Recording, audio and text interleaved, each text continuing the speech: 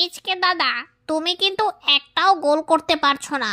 অযথা একদিকে মারছো জোরে এক শট, বল কিন্তু হারিয়ে যাচ্ছে। এবার বল হারিয়ে গেলে আমরা কিন্তু কেউ আর খুঁজবো না। হয় তোমাকে খুঁজে বের করে আনতে হবে, আর না হলে নতুন বল কিনে দিতে হবে।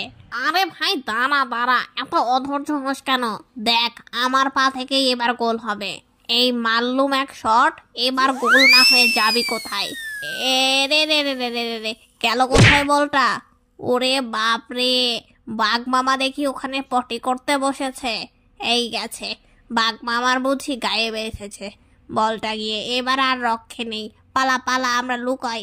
ও মা গো, ও বাবা গো, আমার দিকে কে বল ছুঁড়ে মারলো গো? মাজাটা মনে হয় ভেঙে গেল গো।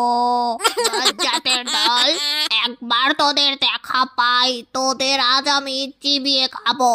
শান্তিতে বসে একটু পটি করতেও দিবি না নাকি তোরা?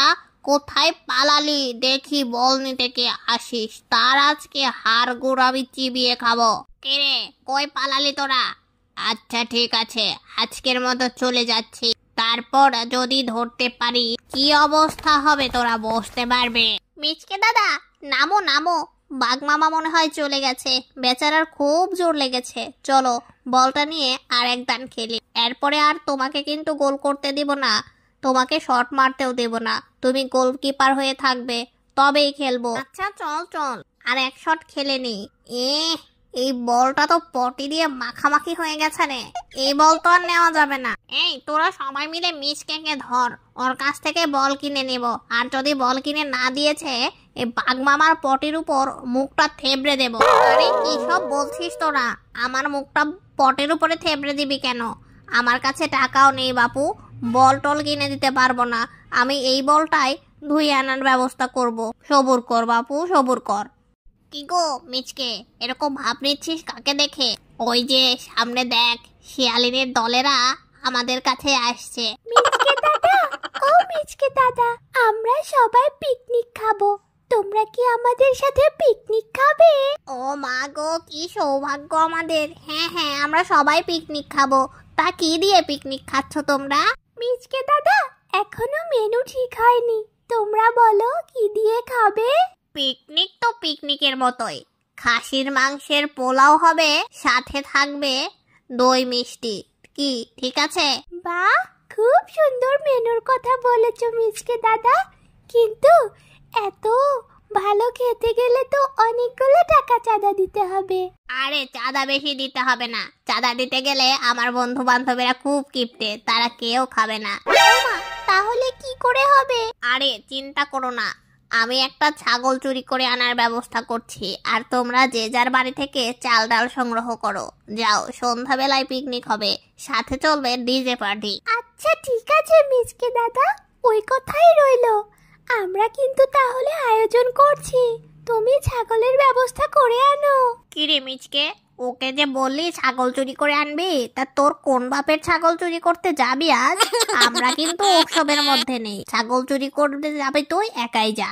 আরে আমার মাথায় সেই বুদ্ধি আছেই, আমি আসার সময় দেখে এসেছি বিলের পারে বাঘিনী কাকিমার ছাগলটা বাঁধা আছে, ওই ছাগলটাই হাপুস করে দিব। কি সাহস বাবা তোর, তুই বাঘিনী কাকিমার ছাগল চুরি করতে যাবি? যা বাবা যা, আমরা নেই, ধরা পড়লে খুব মারবে। কে রে আমার ছাগল চুরি করছে? দাঁড়া, তোদের একদিন কি আমার একদিন।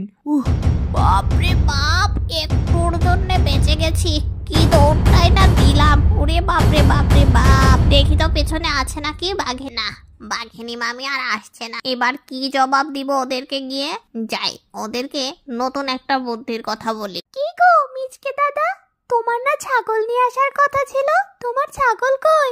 আরে আর বলো না, বাঘিনী কাকিমার দৌড়ানিতে কোনো মতে জান হাতে নিয়ে পালিয়ে এসেছি। আচ্ছা ঠিক আছে, এভাবে আর হবে না, আমি একটা অন্য বুদ্ধির কথা বলি। যেহেতু চাল ডাল সব রেডি হয়েই গেছে, আমরা খিচুড়ি পিকনিক করব। কি তোমরা কি রাজি? কি আর করার, রাজি না থেকে কি কোনো উপায় আছে?